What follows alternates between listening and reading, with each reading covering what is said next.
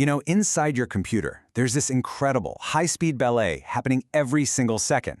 But how does the CPU, the brain of the whole operation, actually know what to do? Well, today we're going to pull back the curtain and meet the hidden conductor that directs this entire digital symphony.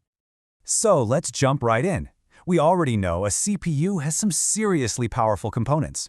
You've got the arithmetic logic unit, the math whiz, and registers for super fast data storage.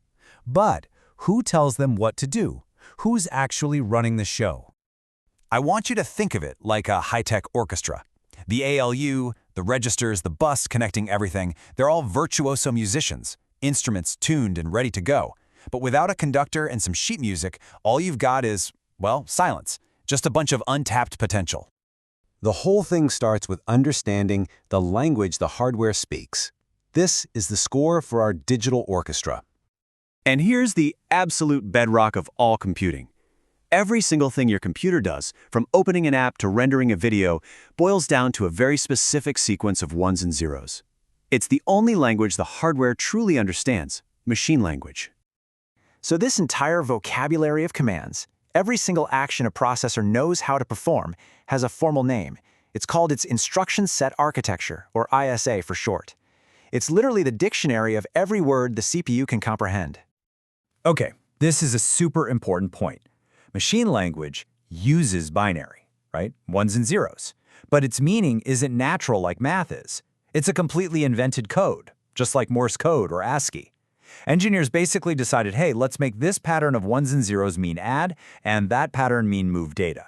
Why? Simply because it made wiring the physical chip easier. So if machine language is the sheet music, it's time to meet the conductor, the part of the CPU that actually reads it. And that is the control unit.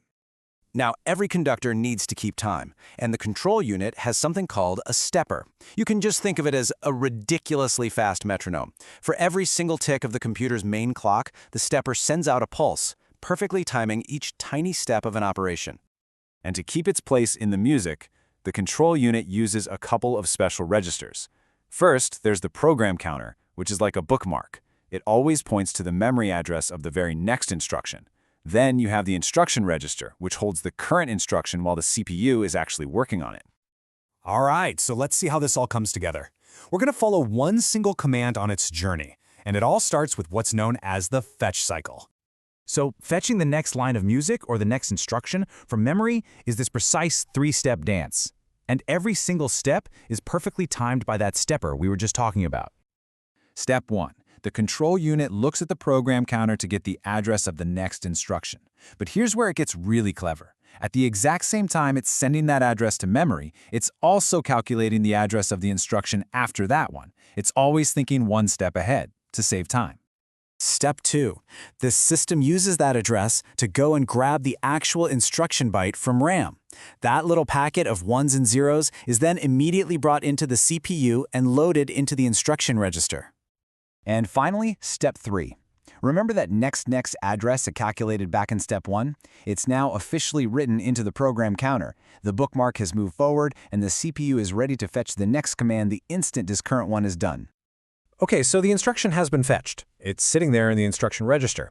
Now the control unit switches jobs. It goes from reading the music to making the music. This is the execute cycle.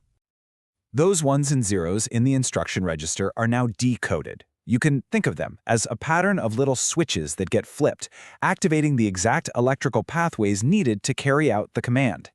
Let's trace it with a super simple add instruction.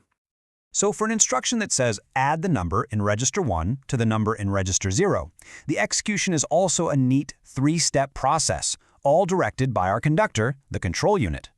First up, the number from our first source, register 1, gets put onto the main data highway, the bus, and is moved into a temporary holding spot.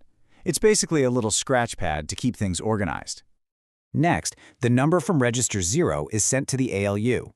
The ALU then grabs that number, adds it to the one waiting on the scratch pad, and puts the final answer into another special register called the accumulator, which is built specifically to hold the results of calculations. And last, that final sum is moved out of the accumulator, put back onto the bus, and written into our destination, register 0. And just like that, the operation is complete.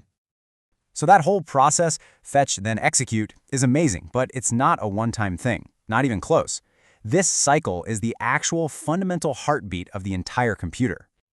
This fetch-execute cycle just repeats over and over and over. The CPU fetches, it executes. Fetches, executes. It does this billions, literally billions of times every single second without ever stopping. This simple, relentless rhythm is the invisible foundation for everything you do.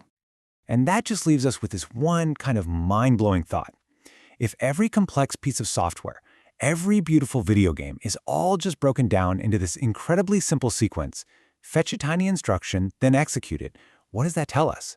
It suggests that all the complexity we see emerges from the simplest possible rhythm, just repeated at an unbelievable speed. It's really something to think about.